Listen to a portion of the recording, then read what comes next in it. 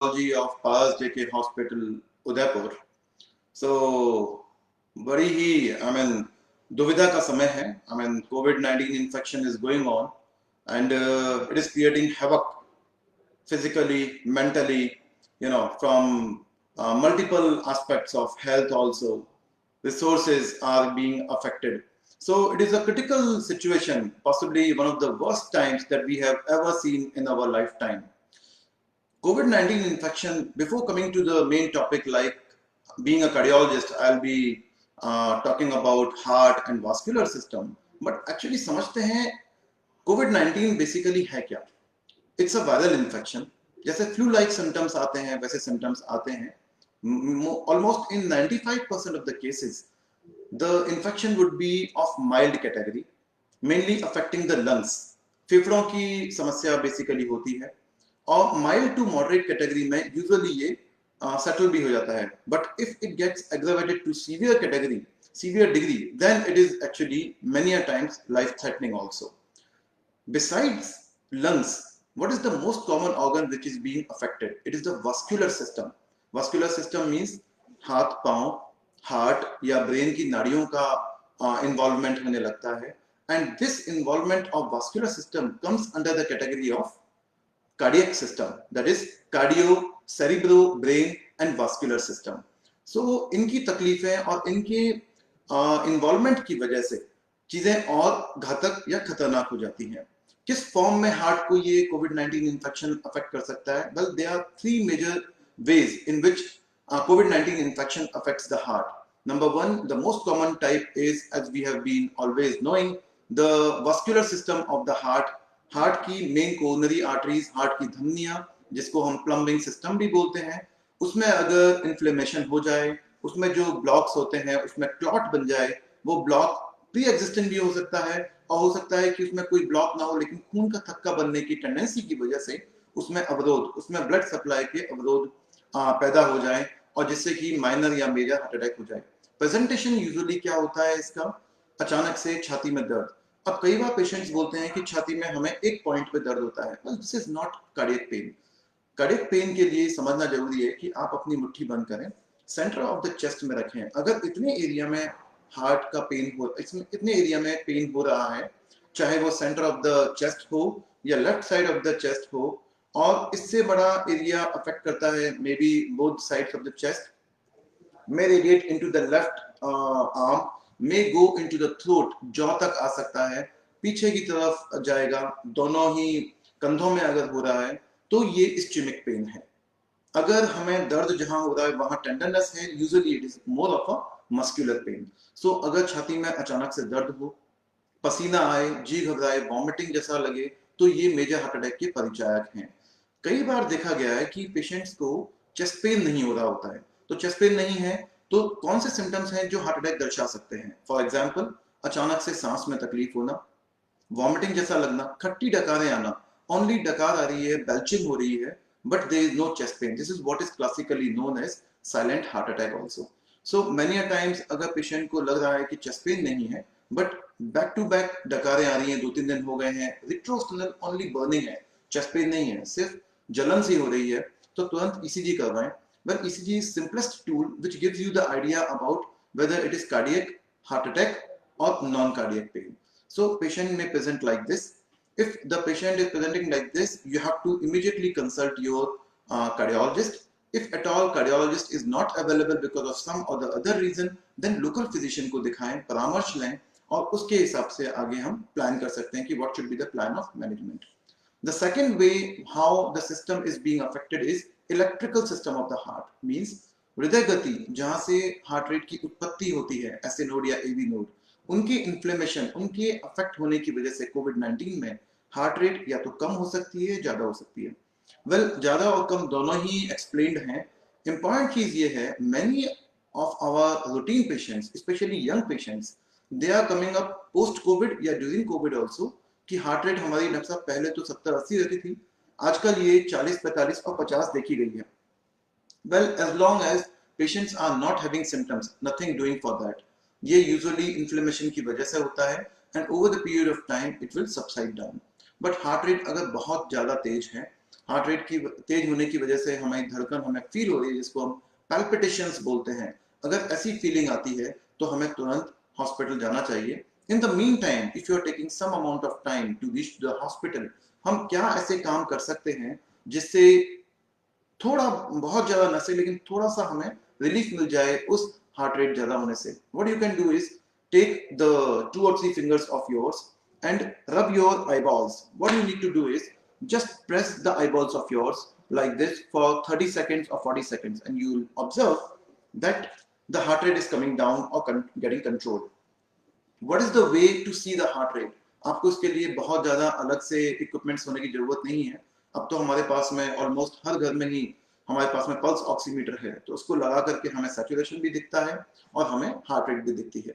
So you will feel there is decrement in that high heart rate to normalisation. Second thing what you can do is just go to the washroom or take some amount of cold water and sprinkle it over to your face.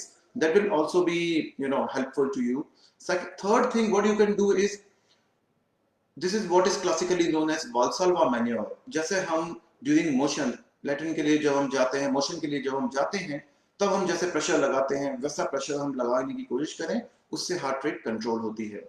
चौथी चीज जो हम कर सकते हैं, which is classically known as carotid massage. So just take the top of your thumb and you can just, this is the Adam's apple, just go literally, हल्का सा literally जाएंगे और यहाँ पर आप हल्का हल्का सा उसको प्रेशर कर सकते हैं। इसमें एक ही कॉशन है, ध्यान रखना है कि जिन पेशेंट्स को पहले ब्रेन अटैक हो चुका है, चाहे वो ब्रेन हैमरेज हो, चाहे वो ब्रेन स्ट्रोक हो, इस्केमिक स्ट्रोक हो, उन पेशेंट्स को विदाउट अंडर एनी सुपरविजन उनको नहीं करना है। Means without any supervision they should not do it. Secondly, दोनों ही तरफ की कैरोटिड्स को एक साथ मसाज नहीं करना है। तो ये कुछ इंपॉर्टेंट टिप्स हैं जो आप ध्यान रख सकते हैं। Third mechanism by which Covid affects the heart is direct infection of COVID-19 directly to the muscles of the heart.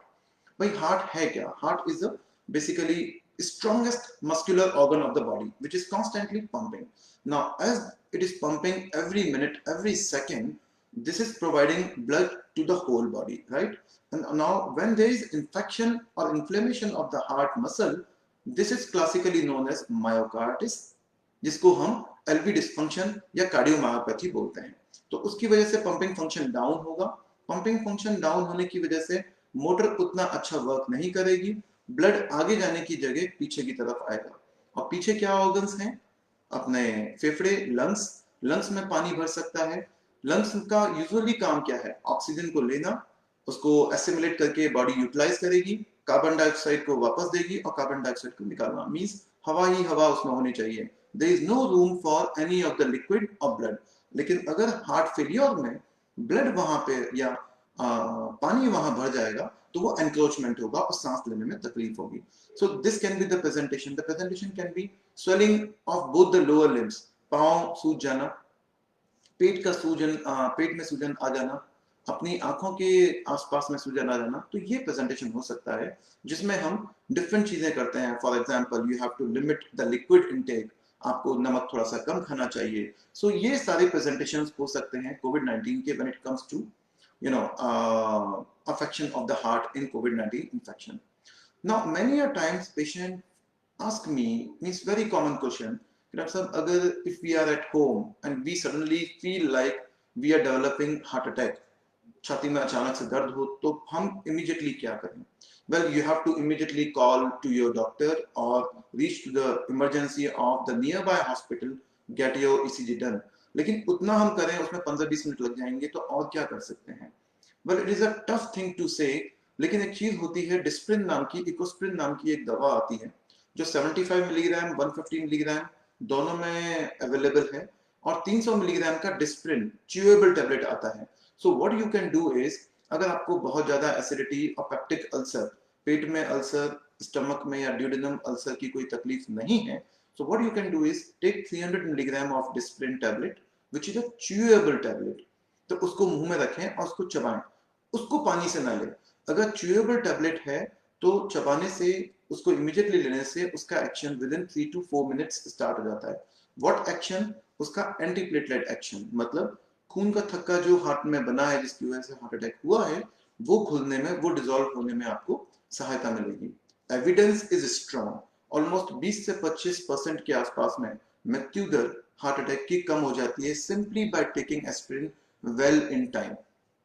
कई बार ये भी देखा गया है कि पेशेंट्स के पास में डिस्प्रिन अवेलेबल नहीं होगी 300 मिलीग्राम की च्यूएबल टैबलेट, तो आप इकोस्प्रिन 150 मिलीग्राम की 2 टैबलेट्स पानी के साथ में ले सकते हैं। Although it will take some time, maybe 10 to 15 minutes, but it is still better than not taking at all. So that's how basically the entire vascular system, cardiac system is being affected. And when we talk about the second thing that comes commonly, which is being asked across, means to many doctors also, to our colleagues, to friends also, I am a heart patient, doctor. My angioplasty was done few years back, or CABG was done few years back. How should I take precautions? What should I do with my previous medications? So my request to you all is, whatsoever medications you are continuing, please do continue with the same pattern as you have been prescribed. You can have your consultation with the concerned cardiologist that you have been seeing all these years. उनसे आप एक बार परामर्श लें और उसको आप continue कर सकते हैं. One of the very common question is asked about vaccination. Now, I am a heart patient. LV ejection fraction means pumping function of mine is around say 20% or 25%. क्या मैं वैक्सीनेशन लगवा सकता हूँ या करवा सकता हूँ क्या?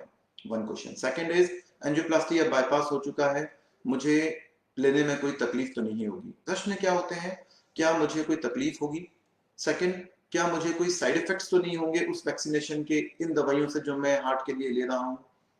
Regarding the vaccination, every cardiac patient, every heart patient सब वैक्सीनेशन लगवा सकते हैं, करवा सकते हैं.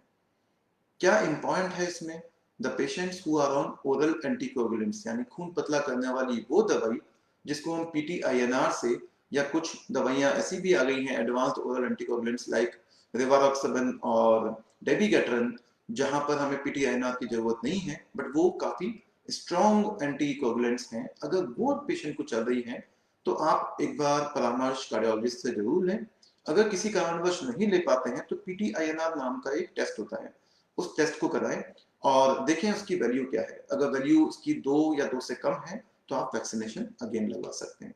What can happen is, post vaccination slight आपको हो सकता है कि हल्का सा स्वेलिंग हो जाए वहां पर because of some amount of haematoma. Don't panic at all, कोई घबराने की बात नहीं है. उसको रब नहीं करना है, उसको कोल्ड फर्मेंटेशन से बर्फ के सेक से उसको सेटल कर सकते हैं. इन अ डे और 2 it will settle down, because the vaccination is usually intramuscular type, so it may cause some amount of local site bleeding, which is again not very alarming, nothing to worry about that. तीसरा प्रश्न जो उठता है कि vaccination के कोई side effects drug से तो नहीं होंगे, बिल्कुल नहीं होते हैं, तो आप आराम से करवा सकते हैं. चौथा प्रश्न कॉमनली रिगार्डिंग वैक्सीनेशन आता है कि हम कौन सी वैक्सीन लगाएं, Covaxin, Covishield. Let me tell you one thing, whichever vaccine is available to you right now in the scenario of paucity of every resource, whatsoever you are getting, go for it. All the vaccines are more or less equally effective in 70 to 90% of the times. एक vaccine लगाने के बाद में दूसरा vaccine definitely लगवाएं, then only after second vaccination के 1 या 2 महीने बाद में आपको प्रोटेक्टिव एंटीबॉडीज या इम्यूनिटी डेवलप होती है and you get the desired results. दोनों ही वैक्सीन के बीच में अराउंड 4 to 8 वीक्स का गैप रख सकते हैं. रिगार्डिंग कोई और इंट्रैक्शंस तो नहीं होंगे वैक्सीनेशन के, possibly no. You can continue with all the medications whatever you have been continuing and that will be fairly fine with the entire thing. जब हम बात करते हैं खून का थक्का बनने की, हम हमेशा बात करते हैं कि ये खून का थक्का सिर्फ हार्ट की आर्टरीज में बनेगा या दूसरी जगह भी बन सकता है. वेल, कोविड इन्फेक्शन अगर हम बोलते हैं फेफड़ों का इन्फेक्शन है और वास्कुलर सिस्टम यानी कि नाड़ियों का इन्फेक्शन है, तो सारी नाड़ियां ही अफेक्ट हो सकती हैं. ब्रेन की नाड़ियों में अगर अफेक्ट होंगी तो इससे ब्रेन अटैक होने के चांसेस होंगे.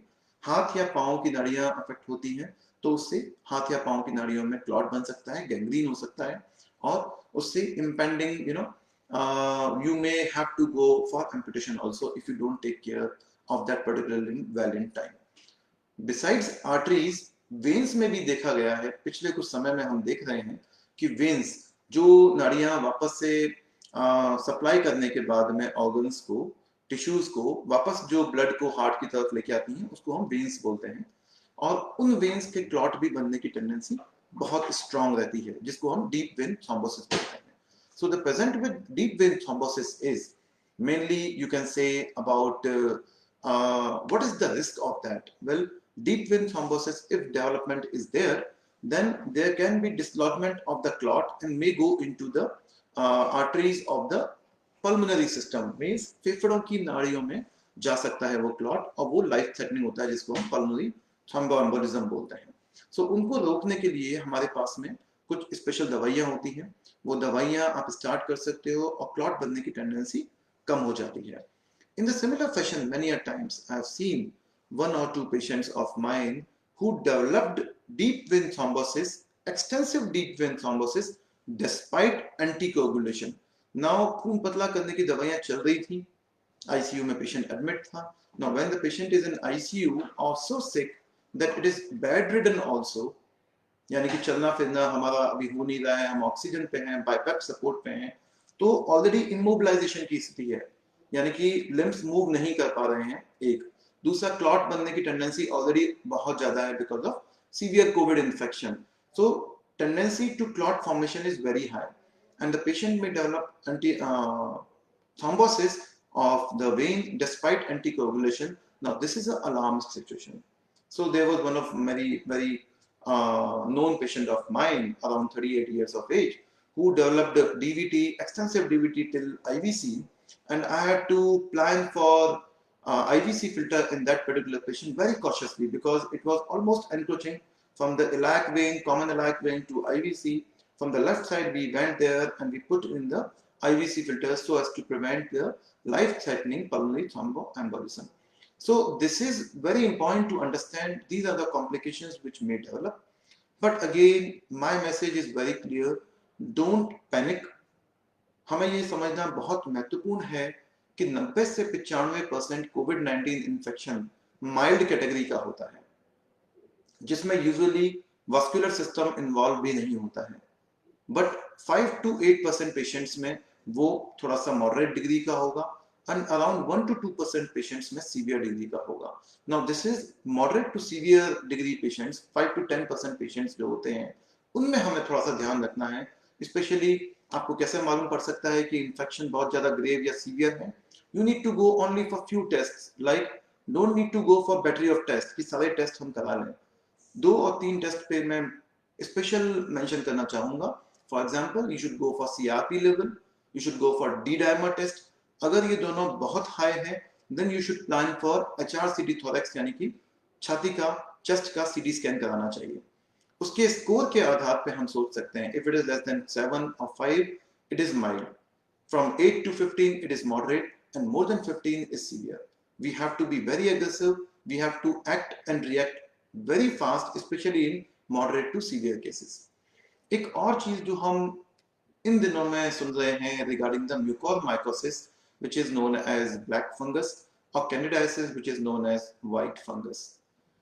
Well, I would say सिर्फ सारा का सारा दोषारोपण हम स्टेरॉइड्स यूज पे दे दें ये ठीक नहीं है. Steroids we have been using for pretty long period of time and वो बहुत सारी बीमारियों में स्पेसिफिकली कारगर भी बहुत अच्छे से हैं. What I would say is it can be like inadvertent usage of steroids, especially in the periphery. What I mean by this is non-judicious, मतलब हम समझ नहीं पा रहे हैं. जैसे ही कोविड इन्फेक्शन मालूम पड़ा, RT-PCR पॉजिटिव आया, HRCT में जरा सा स्कोर आया, हमने फेबिफ्लू, हमने स्टेरॉइड्स, हमने एंटीकोगुलेंट सब स्टार्ट कर दिया. This is where we need to check. अगर ये माइल्ड इन्फेक्शन है, यूजुअली 90% ऑफ द टाइम्स ये इंप्रूव कर जाएगा. 5% में ये मॉडरेट में प्रोपेगेट हो सकता है. तो down the line 3 to 5 days you have to observe if the symptoms are improving or deteriorating. If improving, that's well and fine. If going downhill, we have to act then only very fast. So मेरा कहना सिर्फ यही है, moderate to severe infection, covid infection जब होता है तो ही heart ज्यादा अफेक्ट होता है. Don't get panic, one thing. Second thing is few more things I am seeing especially in this second wave of COVID.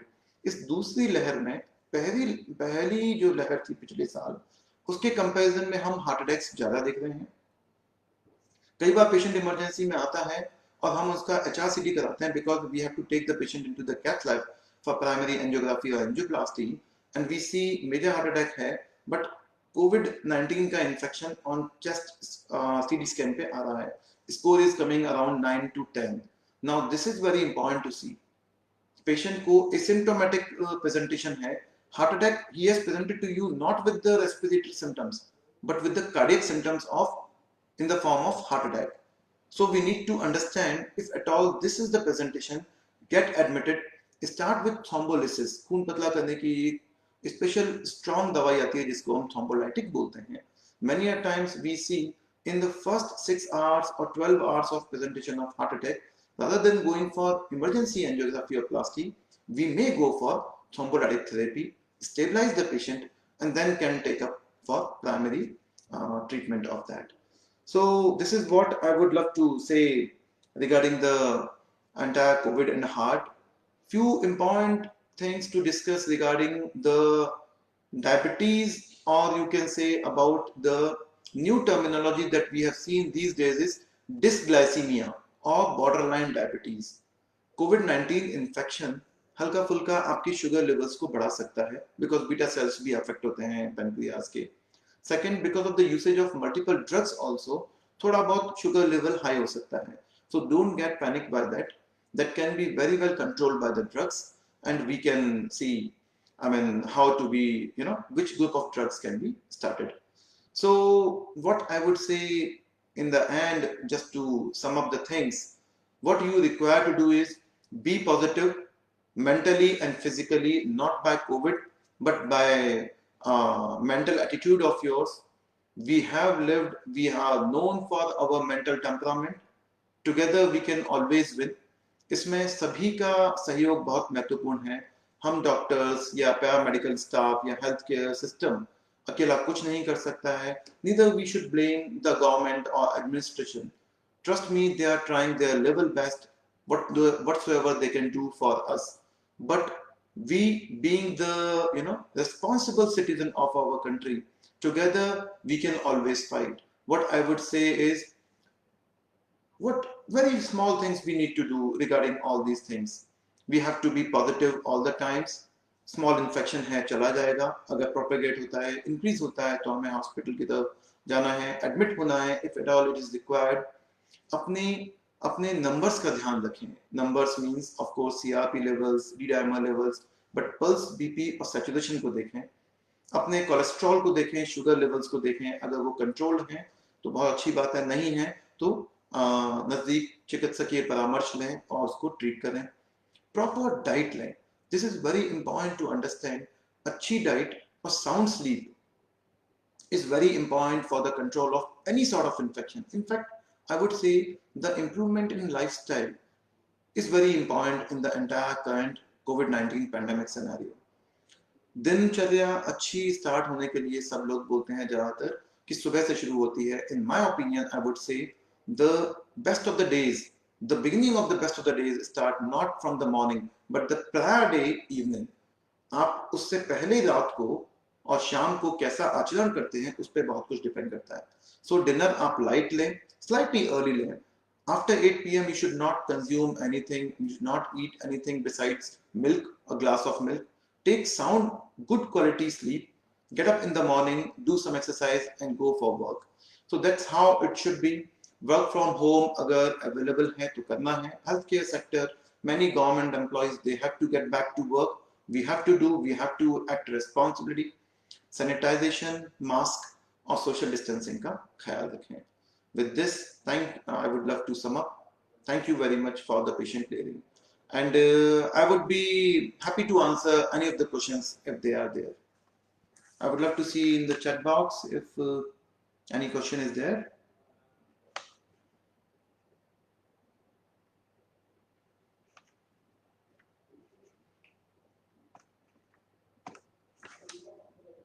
So I feel there are no more questions. In fact, no questions in this. I would like to sum up over here. Thank you very much. Stay safe, stay blessed. Thank you.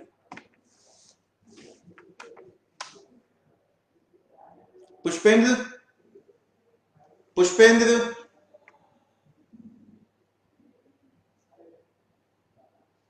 Pushpendra,